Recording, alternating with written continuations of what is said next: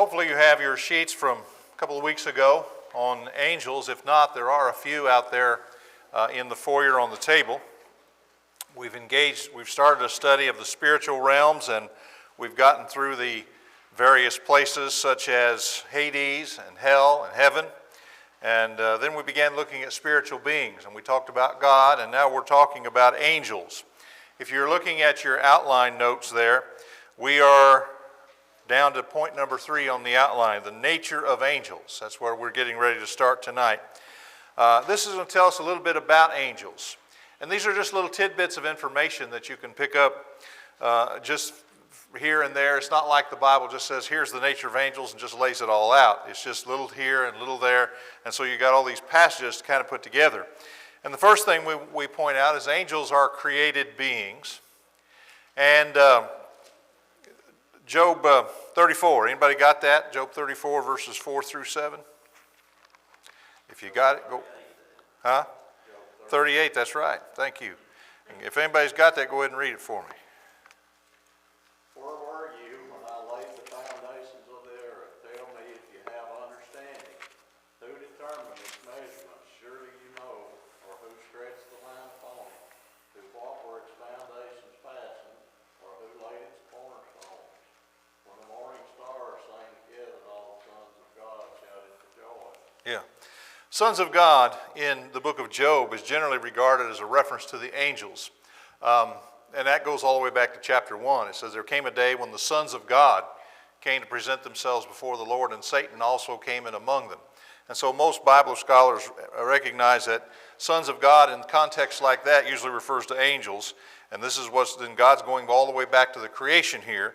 And all the sons of God, these were the angels shouting for joy when God created the earth. And of course, this is the section of Job where God is turning his attention to Job and saying, you've been yakking long enough, it's my turn. And God just sort of sets him down, puts him in his place because Job's been whining and complaining and griping and doing so ignorantly, not knowing what he was talking about. And so God just says, let me ask you some questions to see what you really know. And we come to find out Job didn't know anything. But that reference there to the sons of God is a reference to the angels.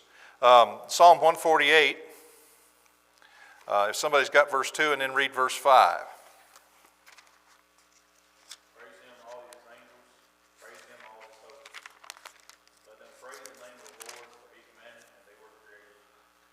Okay. Notice that he's giving all these different things that God created in verses 1 through 4. You know, the heavens, the angels, the hosts, the sun, the moon, the stars, the heaven of heavens, the waters above that, which would be the clouds, the waters above the heavens. And then verse 5, he commanded and they were created. All of creation praises God because God created them. And so in that list are the angels in verse 2. So the angels were created by God. And then finally in Colossians 1:16, what does that tell us? I've got it. Okay. For by him all things were created, both in the heavens and on earth, visible and invisible, whether thrones or dominions or rulers or authorities, all things have been created through him and for him. Okay. And of course, who is the he here in verse 16? By him. Right. That's Christ. So Christ is the actual person who did the creating. The Bible talks about God creating, and that's true. But God is made up of 3 persons. We talked about that in the previous lesson when we talked about God. God made up of 3 persons, the Father, the Son, and the Holy Spirit. Christ was the actual agent of creation. He was the one who did the actual creating, as Colossians 1 tells us. The Gospel of John also tells us that. It says, without him nothing was made that was made. So Christ was involved in the creation, personally so. But notice he says all things were created. He even says in heaven and on earth. So that would encompass the angels, without a doubt. And then he talks about the principalities, the thrones, the dominions, the principalities and power. That's the ranks among the angelic beings, among the spiritual beings. So all of that's incorporated in the work of Jesus. He created all of that. So angels are created beings. They are not eternal in the same sense that God is eternal. God had no beginning. God always has been. But angels at some point came into existence, not unlike you and I, at some point came into existence, but of course they were created long, long ago. Angels are immortal. Who's got Luke 20?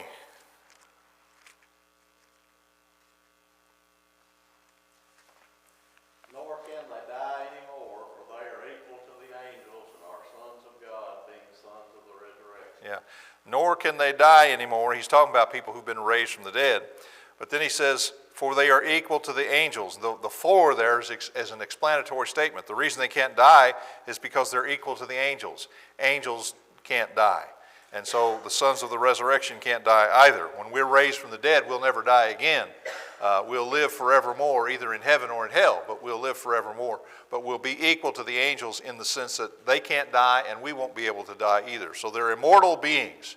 They had a beginning, a creation by God, but then from that point forward, they're going to live forever. There's not going to be an ending to their existence. Let's go over to Psalms 8, and let's talk about how angels are superior to man, because I think this makes for an interesting discussion. Psalms 8, verses 4 through 6. This is a prayer of David. You can almost imagine David as a young shepherd boy laying out on a hillside, looking up at the skies and looking at the stars. And we know when you're out in the country like that and there's no city lights around, the stars show all the more. They're that much brighter. The darker the atmosphere is around you, and there's no city lights around, no house lights, no car lights, nothing like that, then the more vivid these small lights in the heavens become.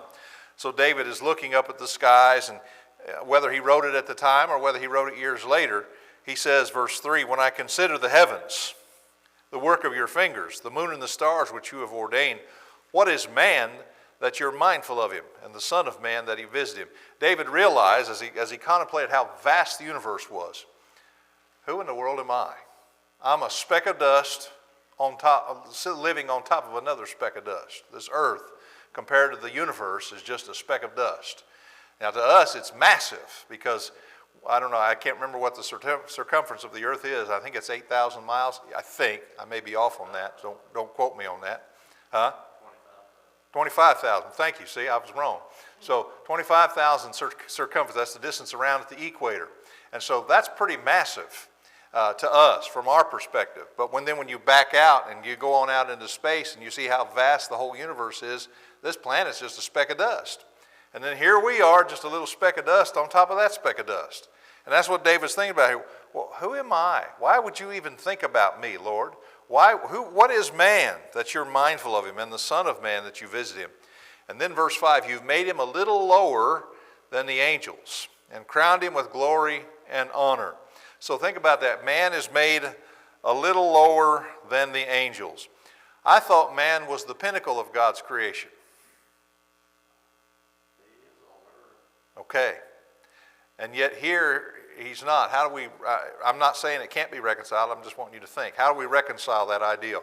That man is the highest creation of God, and yet man is less or lower than the angels. They have a different beauty. They've got power that we don't have. Yeah. And you know, we have opportunity and blessing that they don't have. But they've got power and ability far beyond ours. The plan of salvation is not given to the angels, and it is us. Yeah. There you go. There you go. Yeah. Man's made in the image of God. That's not said of the angels, but it is said of mankind. So there's something special about mankind. Jesus, as you said, Jesus didn't come to die for angels. He died for mankind. So mankind is special and very special above all the creation, the pinnacle of God's creation. But when it comes to their jobs and their power, there are angels who are greater in power and might than we are. We were talking last week, I think, about that angel that killed 185,000 soldiers of the Assyrians. And so they're greater in power. So in that sense, they're greater. They're greater in terms of rank, or greater in terms of their power, or maybe greater in terms of some responsibilities they might have. But man is greater in that he's made in God's image. And they're in the presence of God in the spiritual realm. Yeah. Already in that realm. Yeah. In that way, they're higher. They're higher in that way too. Very good, very good. Okay, so angels superior to man. And there was another passage, 2 Peter 2 and verse 11, I wanted to take a peek at in this regard, in regard to angels being greater than man. Peter's making a series of arguments, if I remember the context here, I'm trying to recall. Yeah, Peter's making a series of arguments here about the wicked and the false teachers, and he's telling them to watch out for these false teachers. But he says, verse 9, the Lord knows how to deliver the godly out of temptations and to reserve the unjust under punishment for the day of judgment. We talked about that verse when we discussed Hades. The unjust are reserved in this place called Hades. And so they're reserved under punishment for the day of judgment. The day of judgment hasn't come yet. And so they're being held there in a holding pen, so to speak, but they're under punishment in that holding pen and waiting for the day of judgment. And then he goes on to talk about these false teachers that he's been discussing. Those who walk according to the flesh, verse 10, in the lust of uncleanness, they despise authority, they're presumptuous, they're self-willed, they're not afraid to speak evil of dignitaries. Whereas, by contrast, angels who are greater in power and might. And so there's another sense in which angels are greater than man, greater in power and might. They have supernatural power that we don't have. They're greater in power and might, yet even though they are greater in power and might, they don't bring a reviling accusation against them before the Lord. They know their place. They're respectful. But these false teachers are presumptuous and self-willed. They're not afraid to speak evil of dignitaries. Angels won't even do that. They got more sense than to do that. But some of these false teachers, they just say whatever comes to their mind. But again, the point we're pulling out of there is the fact that angels are greater in power and might. That's the point we're pulling out of that verse. Now, if angels are greater than man, in the sense in which we were discussing here, then why wouldn't we worship them? That brings us to the next point on the outline. Why would we not worship an angel? Yeah, because they're not divine. As great as they are, as powerful as they are, they're still not God. And sometimes human beings need to understand that. We need to realize that only God is worthy of our worship. He's the creator of all, including the angels, and he has dictated that thou shalt have no other gods before me, and thou shalt worship the Lord thy God, and him only shalt thou serve. So angels are not to be worshipped. Revelation 19, where John fell down at the feet of the angel. Remember that? Revelation 19, verse 10, John received the book of Revelation from an angel. And the angel was talking to him, showing him the heavenly Jerusalem. And John said, I fell down to worship at the feet of the angel. What did the angel say? Yeah, don't do that. Get up. So angels are not to be worshipped. As great as they are in the scheme of things, and as amazing as they are, and as powerful as they are, they're not to be worshipped. So that's an important point. Yeah, because I think it said the same thing as Psalms 8, if I remember right. It was a quotation from Psalms 8. But did you have something you wanted to say about that? Well, it's a powerful verse. Yes. Go. Yeah. In fact, let's just take a look at that because you're making a good point there. Psalms 8, which where we were a while ago. What is man? David's looking up at the sky. What is man that you're mindful of him? The Son of Man that you visit him. Well, the Hebrew writer picks up on that because Christ became the ultimate man. He became the perfect man. He became what man was supposed to be, what God wanted man to be. So, in fact, go back here to verse 6, Hebrews 2, verse 6. One testified in a certain place saying, what is man that you're mindful of him, or the Son of Man that you take care of him? We just read that. See, he's quoting from the Psalms. You made him a little lower than the angels. You crowned him with glory and honor. Set him over the works of your hands. You've put all things in subjection under his feet. He's writing about mankind. This was God's aim for mankind. But mankind messed up and fell short. We fell short of that. So he says, for in that he put all things in subjection under him, he left nothing that's not put under him. But we do not yet see all things. Man hasn't achieved. We haven't seen all things put under him, but we do see Jesus. The ultimate man, the perfect man. We do see Jesus, who was made a little lower than the angels. He became a man. So that's where he's taking this, you see. Jesus was made a little lower than the angels. He became a man. And he became a man for a specific reason. What was that in verse 9? For the suffering of death. He became a man just to die. Think of that.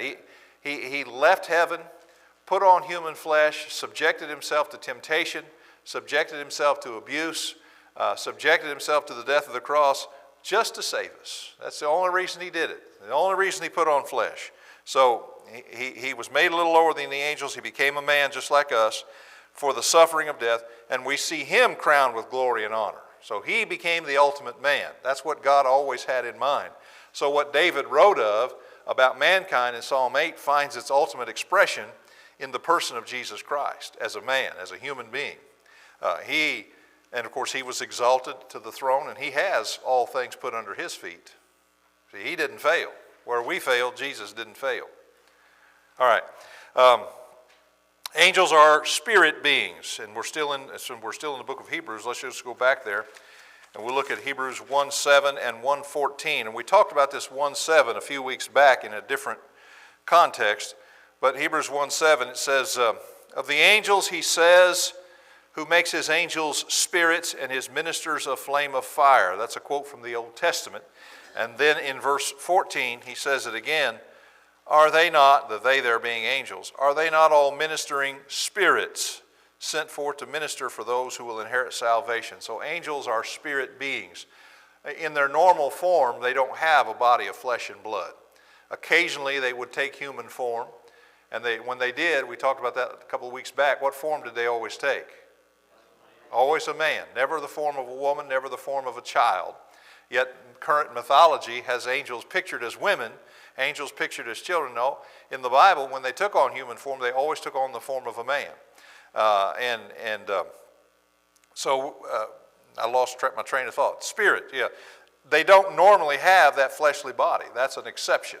Those angels that came to Abraham, those angels that came to see Lot, that was an exception. They don't normally have a fleshly body. They are spirits. They are spirit beings living in that spiritual realm, which is what we're studying about, the spiritual realm, the realm we don't see, the realm that exists out there spiritually that we can't see. All those multitudes of angels and archangels, they're all out there, and they're busy and they're working. This verse tells us they're ministering spirits. And who are they ministering for? For us, yeah.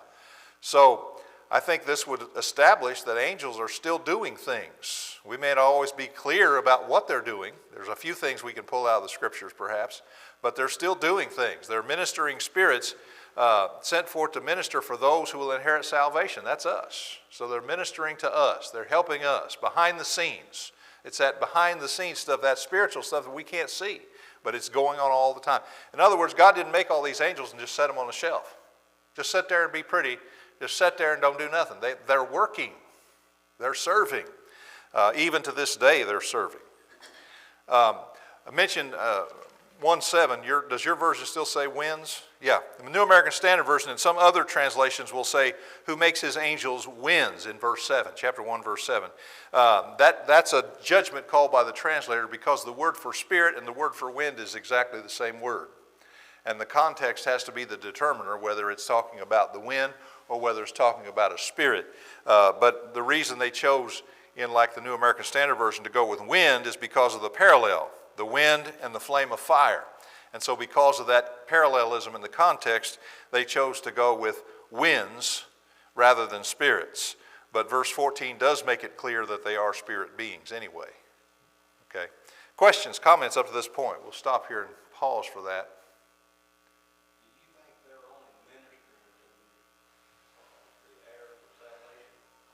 Well, in that verse they are. They may have other things that they do.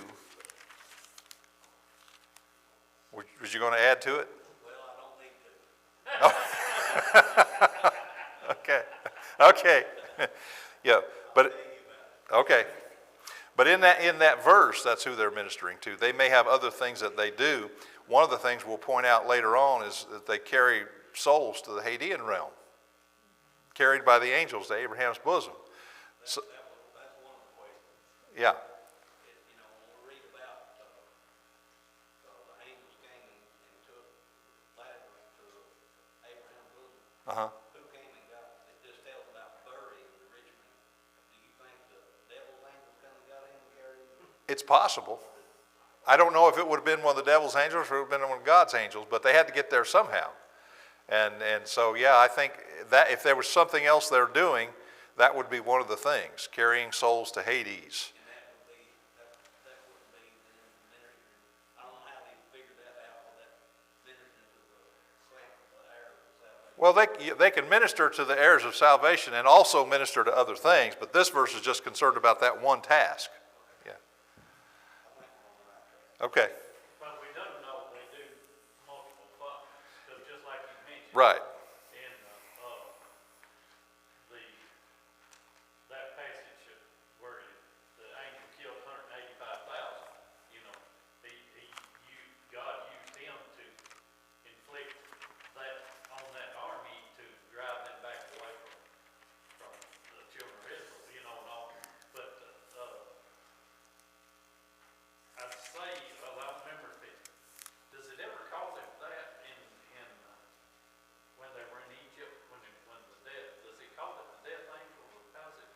I don't think the, Back where words at, when the death come upon the firstborn angel. I don't remember, I don't think it uses the word death angel. I don't think that, but a lot of times people will make that reference. But Yeah. I don't think it says it's that same way. Yeah, I can't remember how it says it, but I mean, that is what it done. I mean, yeah,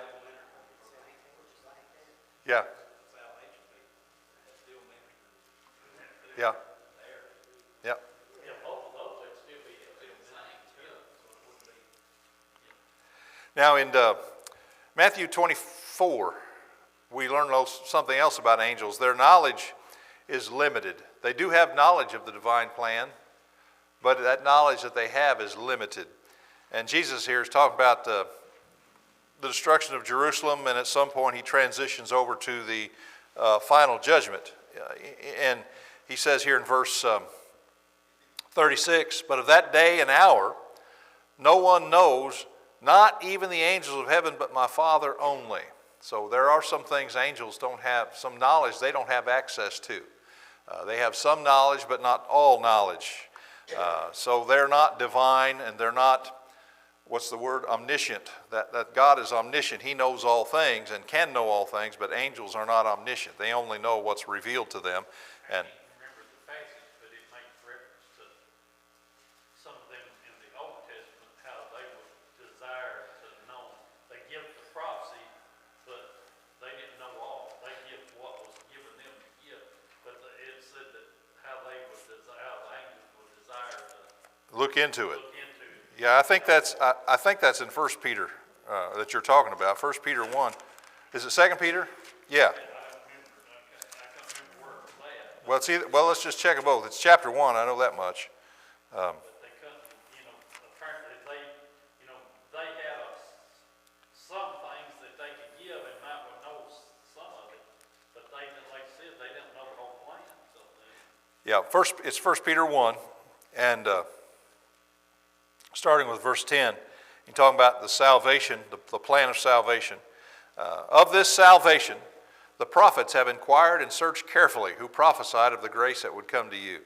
Searching what? So here's the prophets of the Old Testament, and he'll bring in the angels in a minute.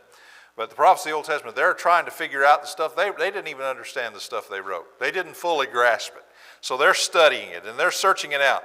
What manner of time the Spirit of Christ who was in them was indicating when he testified the sufferings of Christ and the glories that would follow. The information was there, but they couldn't put it together on purpose. God made it that way on purpose so that when it finally was fulfilled, the light bulb would kick on, and we'd say, oh, now I know what that means. So it would kick in, but it was kind of shadowed in the darkness in the Old Testament, in the prophecies.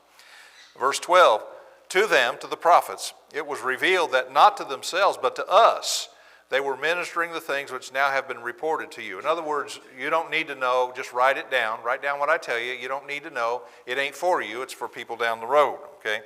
So to us, they were ministering the things that have been reported to you through those who preached the gospel to you by the Holy Spirit, things which angels desire to look into. Was that the verse you were talking about? Yeah, the angels are curious about this. They have a limited knowledge of God's scheme of redemption. They wanted to look into it. They wanted to know more about it, but they didn't just have access to the information just automatically. It had to be revealed to them, and God only told them what he wanted them to know, just like us. He only tells us what he wants us to know. Well, I mean, you think about it, like you mentioned about the prophets. Prophets of old, they prophesied about the Messiah for hundreds of years, but they had a limited amount of what they knew, of Yeah. what they understood. And there's a great illustration of this. I know we're getting off track just a little bit. I think it's a great point you're making there. John 11, because this kind of illustrates a little bit about the Old Testament prophets. They were Caiaphas. He made a prophecy about Jesus, and he had no idea he was doing it. So that's kind of like what you're saying about the Old Testament prophets. Here in John 11, about verse 47, we'll start with. The chief priests and the Pharisees gathered the council, and they said, what shall we do? This man works many signs. They're worried about Jesus. Okay, he's working all these miracles. If we leave him alone like this, everyone will believe in him, and the Romans will come and take away our place in our nation. Even in this day, which is 40 years before the destruction of Jerusalem, they're scared to death of the Romans coming in and taking away their nation. And of course, 40 years later, they did. They came in and leveled Jerusalem to the ground. But even in Jesus' day, they're worried about it. They know it's coming. And so if we leave him alone, everybody's going to believe him, and the Romans will come and take away our place in our nation. One of them, Caiaphas, being high priest that year, said, "You know nothing at all, nor do you consider that it's expedient for us that one man should die for the people and not that the whole nation should perish." Now, Caiaphas is thinking politically. You know, we'll let Jesus die and save the nation. The Romans won't come and take the nation. But then John adds this little thing here in verse 51. "This he did not say on his own authority, but being high priest, he prophesied that Jesus would die for the nation." So Caiaphas didn't even know what he was talking about. He's thinking politically, and God used his words prophetically. And the same thing was true of the Old Testament prophets. They would make these prophecies. They didn't really have any idea what they were talking about. They just wrote down what God told them to write. They may not fully see the full picture. And they were, as Peter says, they were looking into it. They were searching. They were trying to figure it out. But it wasn't going to be revealed until later. When it all is fulfilled, then everything kind of fits together like a big puzzle, and we can kind of see it fit. But even Caiaphas didn't even know what he was saying there. He prophesied and didn't realize it. And by the way, Caiaphas was not a good guy. Think about that. God using a bad guy to get his job done. And there's another example of that just popped in my head. Remember Samson? Samson wasn't the best guy in the world either. He was an immoral man, had a weakness for women. And so Samson wasn't the best guy, but God used him, didn't he? He used Samson and used him mightily in the Old Testament. I was thinking about it, John.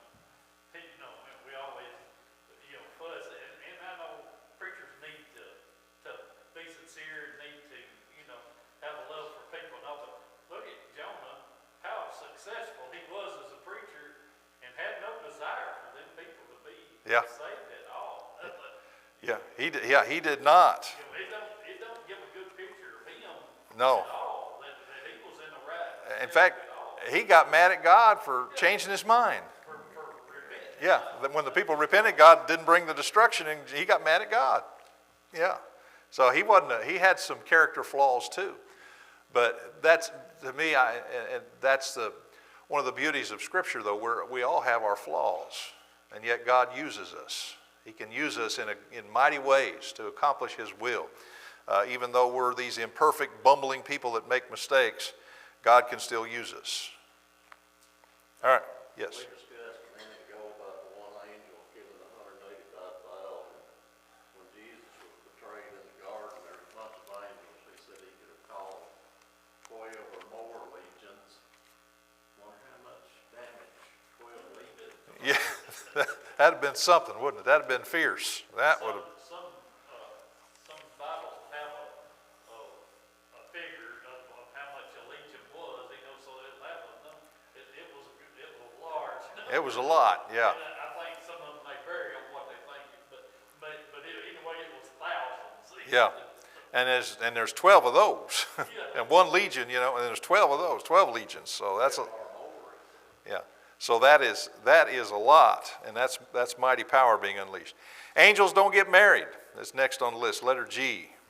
We'll go to Luke 20 for this, verse 34, and we touched on one of these earlier about their being immortal in this same context. But Luke 24, starting with about verse 34, Jesus answered and said, "The sons of this age marry and are given in marriage, but those who are counted worthy to attain that age and the resurrection from the dead neither marry nor are given in marriage. Nor can they die anymore, for they're equal to the angels and are sons of God, being sons of the resurrection." So he's talking about the nature of man when man is raised from the dead, and he compares it to the nature of angels. But notice that angels don't marry. He says, verse 35, "They will neither marry nor are given in marriage, nor can they die anymore, for they are equal to the angels." The angels don't die, the angels don't marry, the angels aren't given to marriage. All those three things, just as it would apply to man, applies to the angels too. So angels don't get married, they don't procreate, they don't die. So God created a certain number of angels at the beginning, and that's it. The number is not going to grow or shrink. It is the same. They don't populate, in other words, and they don't get married. Angels are free will creatures, and this is important. Jude 6. And you might as well go ahead and look at 2 Peter 2 also. We'll take in both of those. The book of Jude and 2 Peter chapter 2 are very, very, very similar. I don't know if you've ever noticed that when you're reading your Bible, but 2 Peter chapter 2 and the book of Jude are very similar, and sometimes scholars are not sure whether Peter drew on Jude or drew on Peter, but there's clearly a similar message and a similar layout to those sections of Scripture. They both mention these angels that sinned. In 2 Peter 2 and verse 4, if God did not spare the angels who sinned, so there were angels that sinned, but he cast them down to hell, and the word hell there is Tartarus. We talked about that when we studied Hades. That's the lowest pit of Hades. He cast them down to Tartarus and delivered them into chains of darkness to be reserved for judgment. So they're held in this holding pen, chained up, waiting for the judgment day. Okay? And then Jude verse 6, a very similar argument. The angels who did not keep their proper domain. Let's stop there. What's the proper domain of an angel? Yeah, in heaven serving God. They didn't keep their proper domain, but they left their own abode. They left where they were supposed to be and what they were supposed to be doing. And the angels who did that, he has reserved in everlasting chains under darkness for the judgment of the great day. So those two passages are teaching exactly the same thing. And they teach us that angels are free will creatures.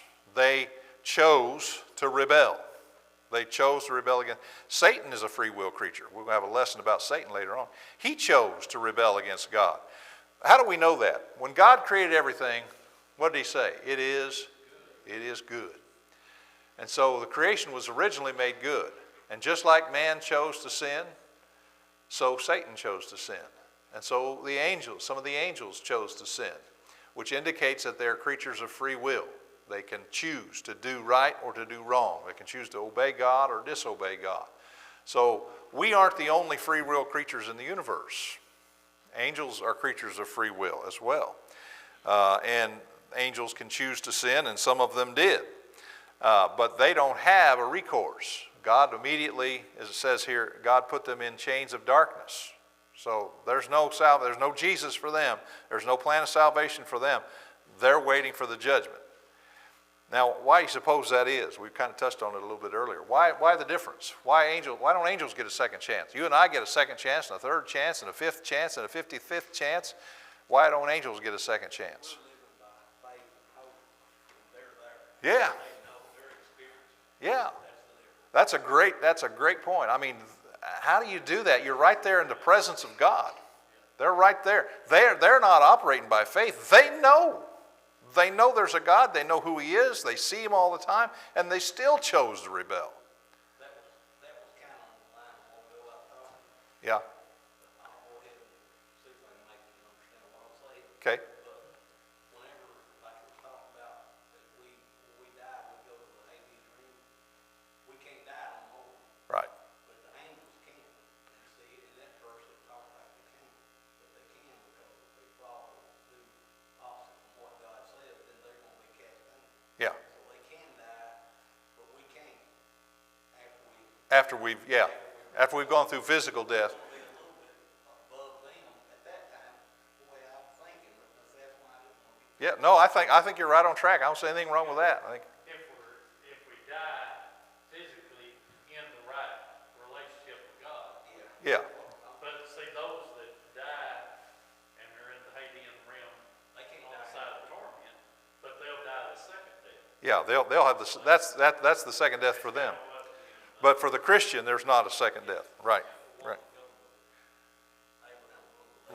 Right. Right. Exactly right.